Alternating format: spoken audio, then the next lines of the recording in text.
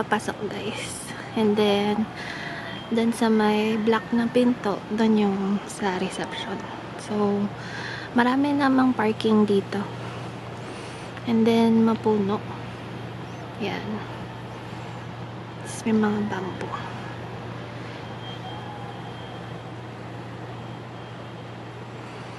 Ganda, malawak. Saka hindi masyadong mainit kasi since mapuno, may shade. So, ito yung reception nila guys. Tara, lakad pa tayo dito.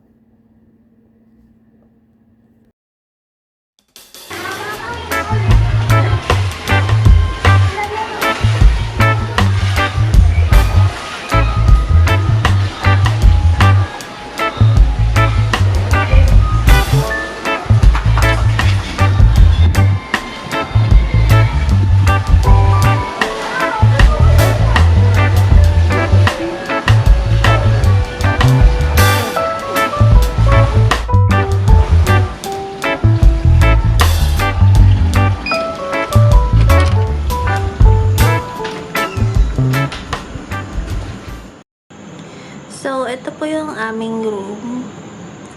And then, ang cute ng kanyang theme. Ocean. Tapos, meron silang magandang mirror dito. Yan. And then, ito yung kanilang CR. So, napansin ko sa CR, yung kanilang mga, dito muna tayo, yung kanilang sabon parang amoy ginger na lemon, so sobrang bango. Tapos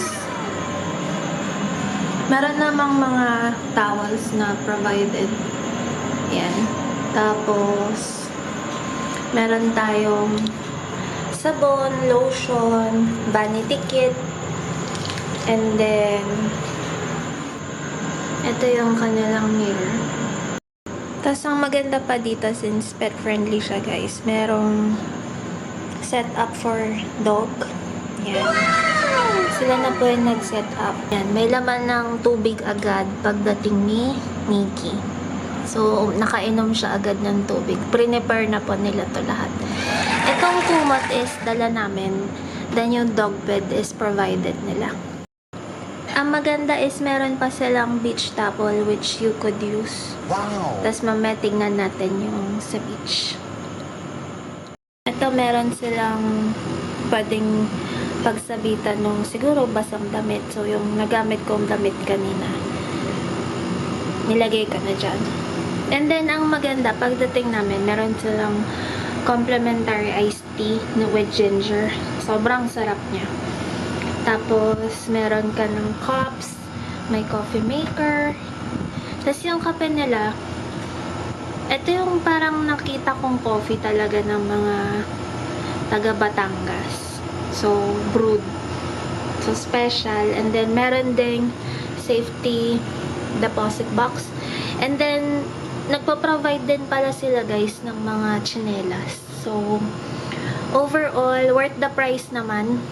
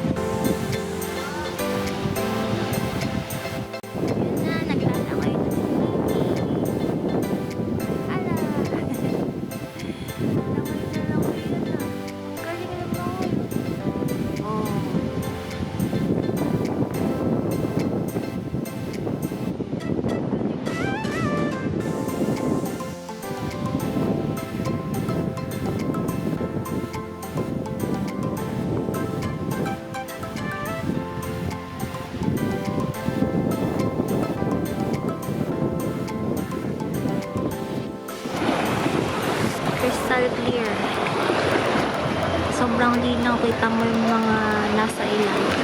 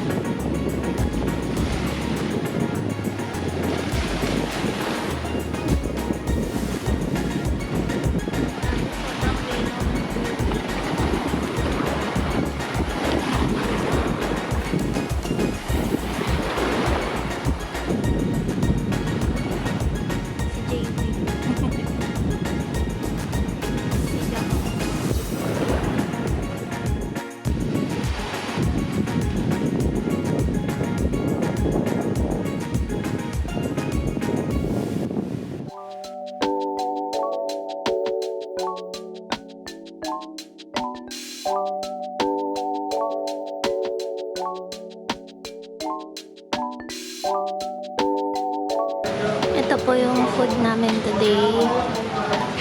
So, grilled yam po plus mango shake and then watermelon shake and rice.